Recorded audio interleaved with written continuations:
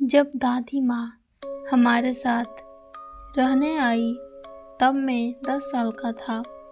दादाजी को गुजरे लगभग 6 महीने हो चुके थे और मुझे लगता है पीछे मुड़कर देखने पर वह अपने उस बड़े घर में अकेली महसूस करती होगी।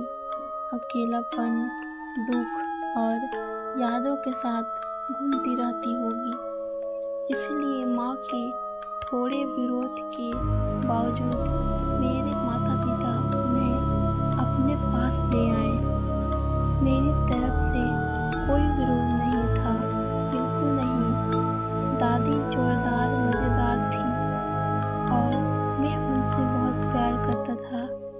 उनके पास उबली हुई मिठाइयों का लगभग असीमित मात्रा था और जब भी वह मुझे देखती थी तो मुझे 2-4 जरूर देती थी।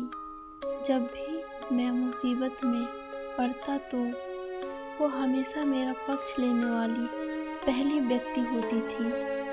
लेकिन उनकी कहानियाँ मुझे सबसे ज़्यादा पसंद थी। दादी के पास हर तरह की कहानियाँ थी। WWI के दौरान बड़े होने की कहानियाँ और अपने परिवार के सुरक्षित निकाले जाने के बाद दक्षिण तट पर अपने दोस्तों के साथ जो कुछ वो करती थी, उनकी कहानियाँ, दुख भरी कहानियाँ, मज़ेदार कहानियाँ, साहसिक कहानियाँ रहती थी। लेकिन उनकी डरावनी कहानियाँ मुझे बहुत पसंद थी। दादी के पास बहुत सारी डरावनी कहानियाँ थी। उन्होंने मुझे बताया कि वह किशोरावस्था में तंत्र मंत्र में हाथ आजमाती थी। अपने दोस्तों के साथ वह जाइला बोर्ड का उपयोग करती थी। टैरो कार्ड भविष्य बताता, यह सब है। अधिकांश कहानियाँ सुनकर मैं हंस देता था या फिर सुनाने के बाद जल्दी ही भूल जाता था। लेकिन कुछ ऐसी थी जिन्होंने मुझे सचमुच थोड़ा डरा दिया था। आपको समझना होगा, उस समय मैं सिर्फ 10 साल का था और दादी निश्चित रूप से जानती थी कि कहानियों को कैसे जीवंत किया जाता है। वह मेरे कमरे की बत्तियां बंद कर देती थी ताकि पर्दों से सिर्फ रात के आकाश की चमक आए और वह मेरे पास सरक कर आ जाती थी, इतना करीब कि उनके चेहरे की झुर्रियाँ देख सकूं और उनकी सांस में उबली हुई मिठाइयों की महक सूंघ सकूं। इतना करीब कि उनकी गहरी नीली आंखें सीधे मेरी आंखों में देख सकें। उन्होंने अपनी कुछ कहानियों में मुझे बुरे सपने दिए होंगे, लेकिन अब सालों बाद सिर्फ एक ही कहानी है जो मुझे अभी भी याद है। सिर्फ एक ही है जो मेरे साथ रह गई है। सावर और मिस्टर लॉन्ग फिंगर्स की कहानी। यह एक रात जब मैंने उनके नहाने के बारे में पूछा तो दादी ने मुझे मिस्टर लॉन्ग फिंगर्स के बारे में बताया। दादी को अपना नहाना बहुत पसंद था। वह उनमें घंटों बिताती थी, मोमबत्तियों और अगरबत्तियां जलाती थी और पानी ठंडा होने तक टब में लेटे हुए गुनगुनानी रहती थी। इससे मेरी माँ पागल हो जाती थी।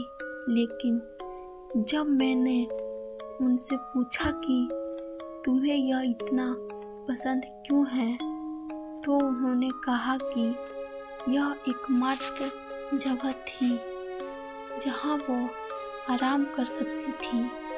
एकमात्र जगह थी जहां उनके लिए आराम करना सुरक्षित था।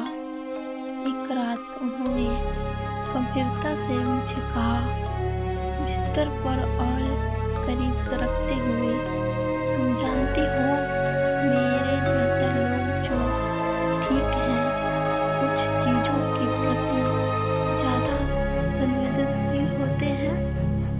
हमें नहाना ही पड़ता है। मैं शावर में इतना लंबा समय बिता नहीं सकती, यह बहुत जोखिम भरा होगा। दादी ने अपनी उन नीली आंखों से मेरी ओर देखा, बिना मुस्कुराए, और मैं जानता था कि यह उनकी कहानियों में से एक का समय था। डरावनी कहानियों में से एक का मैं खुशी से सिहर उठा और चादर को अपनी ठोड़ी तक खींच लिया। दादी, यह जोखिम भरा क्यों है? उन्होंने खिड़की से बाहर देखने के लिए आधा मुड़कर अपनी आंखों के कोने से मुझे देखती रही और भाव के लिए रुक गई। मैंने इंतजार किया, महसूस किया। मेरे सीने में दिल की धड़कन थोड़ी तेज हो गई है। ठीक है, उन्होंने एक पल बाद कहा, जाहिर है यह तभी जोखिम भरा होता है जब तुम अपनी आंखों बंद कर लेती हो। अगर तुम 10 सेकंड से ज़्यादा देर तक अपनी आंखों बंद रखती हो, आपको क्या है मतलब? क्यों है? ठीक है, क्या तुम कभी खेल के दौरान अपने दोस्तों के साथ वो खेल खेलते हो जिसमें कोई अपनी पीठ फेर लेता है और जब वे नहीं देख रहे होते हैं तो बाकी लोग उन पर चुपके से हमला करते हैं? मैंने सिर हिलाया और दादी ने भी सिर हिलाया। बिल्कुल, तो शावर में भी ऐसा ही होता है। जब तुम्हारी आंखें बंद होती है तो मिस्टर लॉन्ग फिंगर्स के साथ भी ऐसा ही होता है। एक ठंडी सिरहन हुई। मिस्टर लॉन्ग फिंगर्स कौन है दादी? उन्होंने एक गहरी सांस छोड़ी, जैसे ही उनकी इच्छा थी कि उन्होंने कुछ न कहा होता। उन्होंने अपनी सिर मेरी ओर घुमाया। जब वो अगली बार बोली तो उन्होंने अपनी आवाज़ धीमी कर ली थी। दादी फुसफुसाई, कोई नहीं जानता। ठीक ठीक, कुछ सोचते हैं कि यह एक जीव है तो गर्मी और उस गंध की ओर आकर्षित होता है जो हम वहाँ पैदा करते हैं। दूसरे सोचते हैं कि यह एक राक्षस है जो घने भाप के बदल में माध्यम से हमारे दरारों में आने का रास्ता खोज लेता है। कोई निश्चित रूप से नहीं कह सकता, क्योंकि जिन्होंने वास्तव में मिस्टर लॉन्ग फिंगर्स को देखा है वे उन्हें कभी भी बता नहीं पाएंगे। मेरी सांस ली क्यों नहीं? दादी बिस्तर पर करीब सरक गई और मेरी ओर झुक गई। मेरे सवाल को हवा में लटका छोड़ दिया। तुम इसकी चिंता मत करो यारो, अपने यार दिमाग को परेशान मत करो। जब तक तुम्हें नियम याद रहेंगे तुम ठीक रहोगी। क्या नियम? ठीक है, जब तुम शावर में हो तो कोशिश करो कि ज़्यादा देर तक अपनी आंखें बंद ना करो। 5 सेकंड ठीक है और 10 भी लगभग ठीक है, लेकिन उससे ज़्यादा देर तक नहीं रहना। फिर मैंने पूछा, हाँ, फिर क्या? ठीक है, उससे ज़्यादा देर तक और तुम्हें बस कमरे में अपने साथ कुछ महसूस होना शुरू हो सकता है, कुछ जो तुम्हें देख रहा है। और अगर तुम कभी 15 सेकंड से ज़्यादा देर तक जाती हो तो तुम्हें एक आवाज़ भी सुनाई देना शुरू हो जाती है। क्या सुनाई देगा? कांच पर उंगलियों की हल्की टैप टैप, शावर के कांच के दरवाजे पर उंगलियों बज रही है। अगर तुम्हें कभी वो आवाज़ सुनाई देती है, भगवान न करे तो, क्या तुम मुझे एक वादा करोगी? क्या दादी? मुझसे वादा करो कि तुम कभी भी अपनी आंखें नहीं खोलोगी। मैं उस रात मुश्किल से सोया बिल्कुल भी नहीं। मैं अपनी आंखें बंद करता और आराम करने की कोशिश करता, लेकिन हर बार मैं ऐसा किया तो मैंने अपने बेडरूम की खिड़की से चिपका हुआ एक चेहरा मुझे घूरते हुए की कल्पना की। और जब मैं अनंतः सो गया तो मुझे बुरे सपने आए, भयानक वाले। वास्तव में मुझे पूरे सपने आते रहे।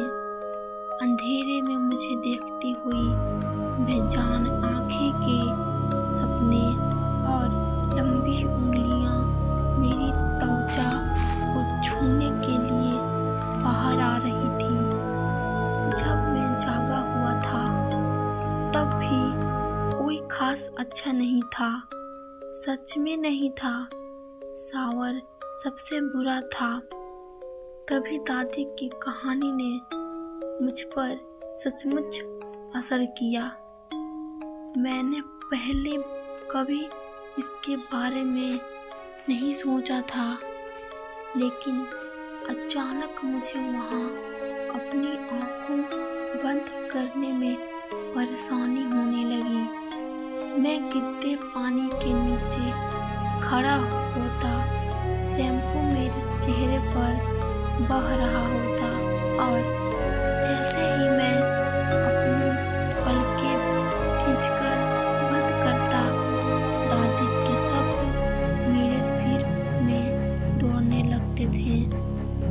5 सेकेंड ठीक है और 10 भी लगभग ठीक है, लेकिन उससे ज़्यादा देर तक नहीं। मैं अपने बाल तेजी से रगड़ता, शैम्पू को अपनी ठोड़ी से टपकता हुआ महसूस करता, और जैसे ही मैं 5 सेकंड से आगे गिनता, मुझे वो महसूस होता। एक तरफ का दबाव, ठीक ठीक देखे जाने का एहसास नहीं, लेकिन उसके करीब कुछ। मैं अपने बालों में अपनी उंगलियों तेजी से चलाता, उन्मत्त होकर साबुन निकालने की कोशिश करता, और मेरी बंद आँखों के पीछे की लाल कालिमा मेरे कानों में पानी के बहाव के साथ मिलकर एक रुकी हुई सांस की तरह महसूस होती, चीखने से पहले की खामोशी की तरह। सेकंड मेरे दिमाग में तेजी से दौड़ते हैं, और मैं अपनी आँखों फिर से खोलने के लिए इतना बेताब हो जाता कि मैं कभी कभी अपने बाल पूरी तरह से साफ होने से पहले ही ऐसा कर देता, और मेरी आँखों में शैम्पू से जलन होती। लेकिन इससे पहले कि मैं उन्हें फिर से बंद करता, मैं अपने शावर क्यूबिकल के भाग से भरे कांच के दरवाजे से बाहर झांकना सुनिश्चित करता। फिर यह सुनिश्चित करने के लिए मैं अभी भी अकेला था। माँ को यह महसूस करने में ज़्यादा समय नहीं लगा कि कुछ गड़बड़ है। उन्होंने मुझे एक रात मेरी नींद में रोते हुए सुना और मुझे सांत्वना देने आई। मुझसे पूछा कि क्या बात है और सब कुछ बाहर आ गया। मैंने उन्हें दादी की कहानी और मिस्टर लॉन्ग फिंगर्स के बारे में बताया। जब मैं उन्हें बता रहा था तो उनके चेहरे पर वही भाव आ गया जो मुझे तब मिलता था जब मैं उन्हें सचमुच नाराज कर देता था। वह खुली आंखों वाला भाव क्रोधित भाव था। फर्क सिर्फ यह था कि इस बार वह मुझसे नाराज नहीं थी, वह दादी से नाराज थी। मेरे माता पिता का कमरा मेरे बगल में था और कभी कभी अगर मैं अपना कान दीवार से लगाकर तो मैं उन्हें अंदर बात करते हुए सुन सकता था। धीमी फुसफुसाहट। हालांकि उस रात जब माँ संतुष्ट हो गई कि मैं अब डरा हुआ नहीं हूँ और वह अपने कमरे में वापस चली गई तो फुसफुसाहट बिल्कुल भी धीमी थी और नहीं। मैंने माँ को दादी के बारे में, उस कहानी के बारे में जो मुझे बताई थी, पिताजी पर फुसफुसाते हुए सुना। माँ की आवाज़ दीवार के पार से आई, तेज और स्पष्ट। तुम जानते हो तुम्हारी माँ अब उसे क्या कहा है ना साइमन। पिताजी का जवाब एक स्पष्ट बड़बड़ाहट था। उसने कहा है कि अगर वो शावर में आंखें बंद करेगा तो एक राक्षस उसे पकड़ लेगा। एक राक्षस बेचारे बच्चों को बुरे सकता, उसके बारे में बुरे सपने आते रहे हैं। गंभीरता से साइमन, तुम्हें कल सुबह सबसे पहले उससे कुछ कहना होगा या मैं कहूँगी। दादी अगली रात मेरे कमरे में जिसे मिलने आई, उस समय जब वो मेरे बिस्तर के किनारे पर बैठी थी तो कोई कहानियाँ नहीं थी, ऐसा कुछ भी नहीं। दादी बस वहाँ बैठी रही और मुझे देखती रही। उनकी नीली आँखों खुली और उदास थी। मेरी खिड़की के बाहर से चांद की रोशनी उनके झुर्रियों वाले चेहरे को रोशन कर रही थी। तुम जानते हो कि मैं तुम्हें कभी कुछ बुरा नहीं होने दूंगा, उन्होंने एक पल बाद कहा। मैंने सिर हिलाया। मैं जानता हूँ दादी, तुम जानते हो कि मैं तुम्हें कोई नुकसान नहीं होने दूंगी। मैंने सिर हिलाया। ठीक है, अच्छा है, यह अच्छा है। उन्होंने एक पल के लिए मुझसे दूर खिड़की के बाहर देखा। तुम जानते हो, जो बातें मैं तुम्हें शाम को बताती हूँ उनका मतलब तुम्हारी मदद करना होता है प्यारे। उनका मतलब तुम्हें थोड़ा मजबूत बनाना होता है, तुम्हारी रक्षा करना। वह की और अपना सिर हिलाया। लेकिन हो सकता है कि तुम्हारी माँ सही हो सकता है कि इस बार मैं बहुत आगे निकल गई हूँ। उन्होंने नीचे मेरी ओर देखा और मुस्कुराई, लेकिन तब भी भले ही मैं सिर्फ 10 साल का था, मैं बता सकता था कि वह मुस्कान उनकी आंखों तक नहीं पहुंचती थी। मैं तुम्हें बताती हूँ, दादी ने कहा, तुम्हें मिस्टर लॉन्ग फिंगर्स और शावर के बारे में जो मैंने बताया था पता है? ठीक है।